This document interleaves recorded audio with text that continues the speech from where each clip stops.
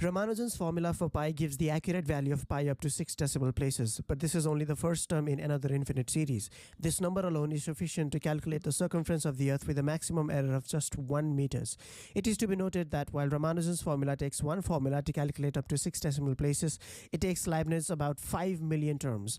Ramanujan's formula could do it in one term though, and each successive term adds up another 8 decimal places to the value of pi. This formula holds absolutely true for finding the value of pi, but there is no clear understanding of how he came up with the numbers in his formula like 9801 and 1103. గొప్ప మాంత్రికుడు. నేను చెప్పేది జాగ్రత్తగా వినండి. గణితంలో ఒకానొక ప్రాథమిక సత్యం గురించి ఈరోజు మీకు చెప్పబోతున్నాను అని గణితోపాధ్యాయుడు చాలా నిబ్బరంగా ప్రకటించాడు. ఏమిటి మాస్టర్ అది?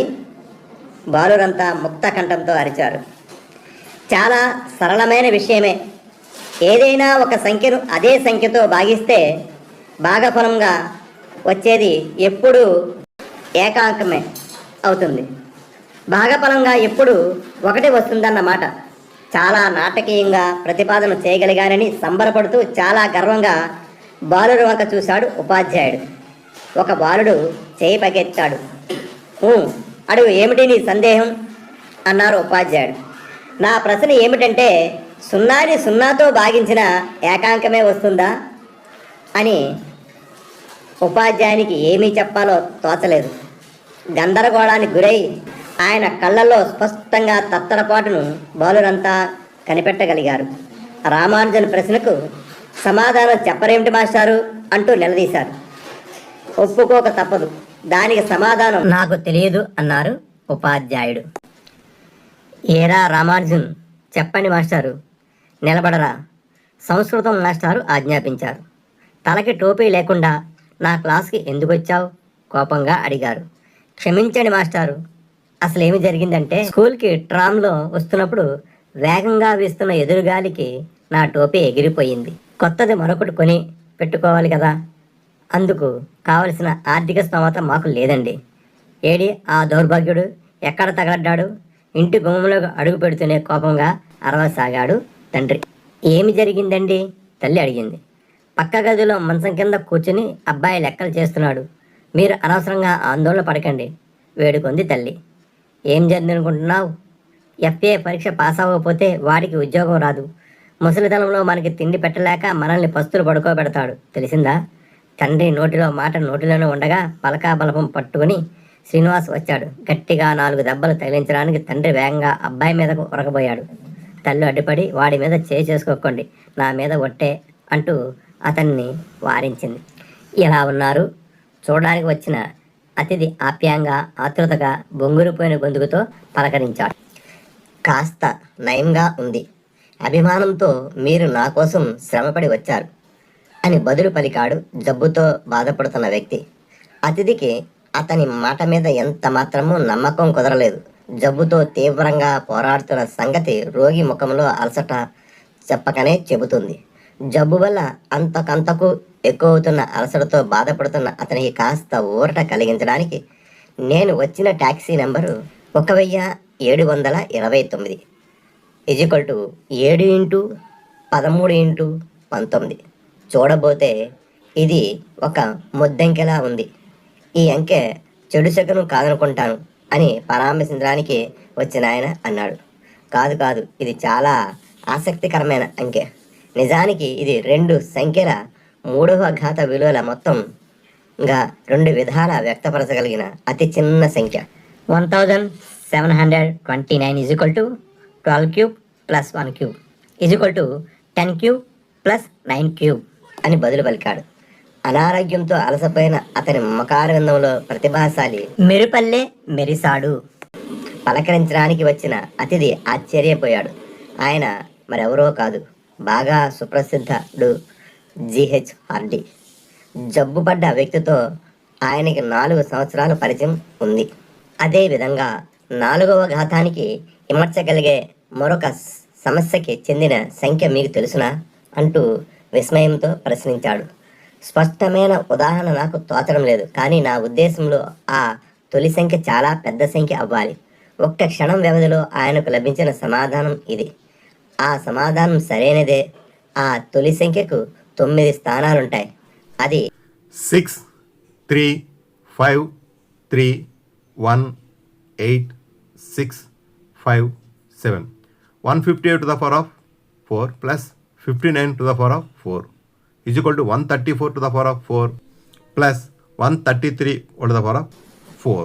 ఆ విధంగా శ్రీనివాస రామానుజన్ జీవిత పర్యాంతము అత్యంత దారిద్ర్యంతో గడిచినప్పటికీ బాల్యం నుండి చనిపోయే చివరి క్షణం దాకా ఆయన గణితానికి అంకితమై ఉన్నాడు. గణితమే అతని జీవితాన్ని శాసించింది. ఆచార్య జేఈ లిటిల్వుడ్ మాటలో చెప్పాలంటే ప్రతి ధన పూర్ణాంకము రామానుజన్కి ఆత్మీయ స్నేహితురాలే.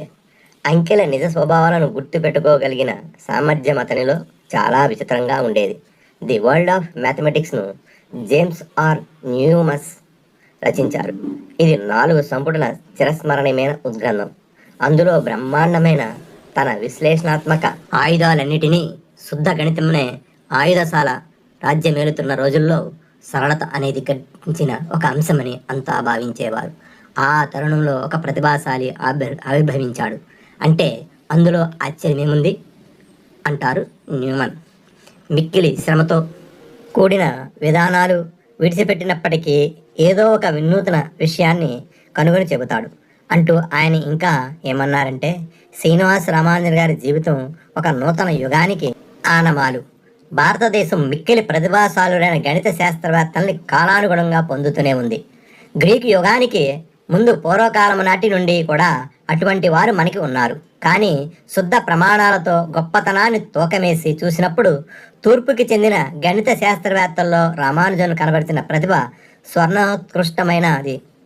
తూర్పుకి చెందిన వారిలో మాత్రమే కాదు, ప్రపంచ గణిత శాస్త్రవేత్తల్లోనే రామానుజన్ ప్రముఖ స్థానాన్ని అలంకరించాడు. 1937లో రామానుజన్ 50వ జయంతికి ఏప్రిల్ 1920లో అతను అకాల మరణం చెందిన 17 సంవత్సరాల తర్వాత ఆచార్య జిహెచ్ హార్డీ రామానుజన్ 12 లెక్చరర్ పుస్తకాన్ని ప్రచురించారు. అది ఆయనకు కీర్తి ప్రతిష్టలను సంపాదించి పెట్టింది. ప్రసిద్ధి చెందిన ఆ పుస్తకంలో శ్రీనివాస రామానుజన్ హార్డీ ఇలా వర్ణించాడు. ఇటీవల గణిత శాస్త్ర చరిత్రలో రామానుజన్ అద్భుతమైన వ్యక్తి. ఆయన వృత్తి జీవితం నిండా ప్రతికూలతలే, అసంగతాలే. ఏ ప్రశ్నాస్త్రాల ఫిరంగులను ఒకరి మీద ఒకరు సంధించుకుంటూ మనం ఒక తీర్పుకు రావడానికి అలవాటు పడ్డామో ఆ ఫిరంగులన్నిటినీ అతను ధిక్కరించాడు. అతను చాలా గొప్ప గణిత శాస్త్రవేత్త అనే తీర్పుకి మాత్రం బహుశా మనమందరం ఏకగ్రీవంగా అంగీకరిస్తాం. అర్ధ శతాబ్ది తర్వాత 1987 రామానుజన్ శత జయంతి ఉత్సవాలను భారతదేశంలోనూ విదేశాల్లోనూ కూడా జరుపుకొని అతని ఘనమైన జోహార్లు అర్పించుకున్నాం. 1987 జూన్ 1వ తేదీ నుండి 5 రోజులు యుఎస్ అర్బన్ చంపైన్లో యూనివర్సిటీ ఆఫ్ ఇల్లినాయ్లో ముఖ్యమైన సభ ఒకటి జరిగింది. యుఎస్, యూరప్, ఇండియా ఇంకా ప్రపంచంలో అనేక ఇతర ప్రాంతాలకు చెందిన 125 మందికి తక్కువ కాకుండా ప్రముఖ గణిత శాస్త్రవేత్తల సదస్సులో పాల్గొన్నారు. ఈ చారిత్రాత్మక గోష్ఠి సమావేశ సమీక్షణాలని రామానుజన్ రివిజిటెడ్ శీర్షికన ప్రచురించారు. దీనికి ఆచార్య జార్జ్ ఈ ఆండ్రూస్ ముందు మాట రాశారు. వీరి ప్రఖ్యాత్ గాంచిన గణిత శాస్త్రవేత్త. 1976లో శ్రీనివాస రామానుజన్ లాస్ట్ నోట్బుక్ని కనుగొన్న వ్యక్తి. ఆయన తన ముందుబాటులో ఈ క్రింది ప్రశ్నలను సంధించారు. రామానుజన్ కృషికి సంబంధించిన కొనసాగింపులు మొదటి 50 ఏళ్లలో జరిగినంతగా ఈ రెండవ 50 ఏళ్లలో జరిగాయా? రామానుజన్ గారిపై ఆసక్తి రాను రాను పెరుగుతున్నదా? ఆయన కృషికి గల ప్రాముఖ్యత ఏమిటో తేటతెల్లమవుతూ ఉన్నదా? ఈ ప్రశ్నలకు ఆచార్య ఆండ్రూస్ స్వయంగా చెప్పిన స్పష్టమైన సమాధానం ఆయన మాటలలోనే. ఈ ప్రతి ప్రశ్నకి సమాధానం అవును అని చెప్పడంలో నేనెంత మాత్రం తటపాయించను.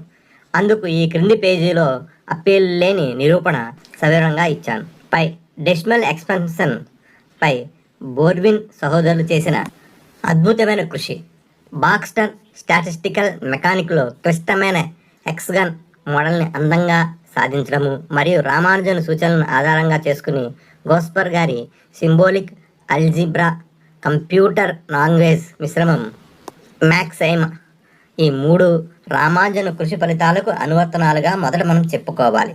ఆచార్య హార్డీ పుస్తకంలో సూచాయిగానైనా ఈ 3ంటికి అవకాశం ఉందన్న సంగతి చెప్పలేదు. ఇవి హార్డీ ఊహించని అనువర్తనాలు. రామానుజన్ అందించిన అద్భుతమైన గణిత రచనలు కేవలం గణిత శాస్త్రాలనే కాదు, భౌతిక శాస్త్రవేత్తలను కూడా ఆకర్షిస్తాయి. డైసన్ రాసిన వ్యాసం ద్వారా ఈ సంగతి స్పష్టమైంది. డైసన్ 45 సంవత్సరాల క్రితం లేవదీసి తన వ్యాసంలో చర్చించిన సమస్యను సమావేశం ముగిసిన మరునాడు సాధించి పూరించడమైంది. ఇది ఆ సమావేశానికి ఆసక్తికరమైన కొసమెరుపు. ఆచార్య హార్డీ తన గ్రంథంలో విస్తారంగా 10 అంశాలను ప్రస్తావన చేశారు.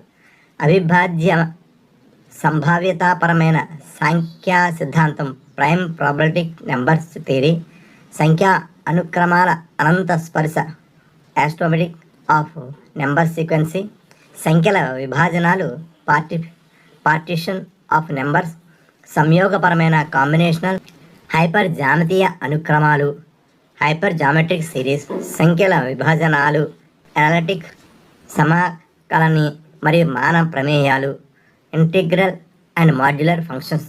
ముందుగా చెప్పుకున్న ఆధునిక అంశాలతో పాటు హార్డీ ప్రస్తావించిన అంశాలు కూడా శత జయంతి గ్రంథాల్లో భారీగా చేర్చడమైంది. గోష్ఠికి మలిపలుకులలో తన పరిశీలనను ఆచార్య ఆండ్రూస్ గోష్ఠి విజయవంతమైనందుకు ఆచార్య బ్రూస్ బెర్ట్ ప్రత్యేక కృతజ్ఞతలు చెప్పారు.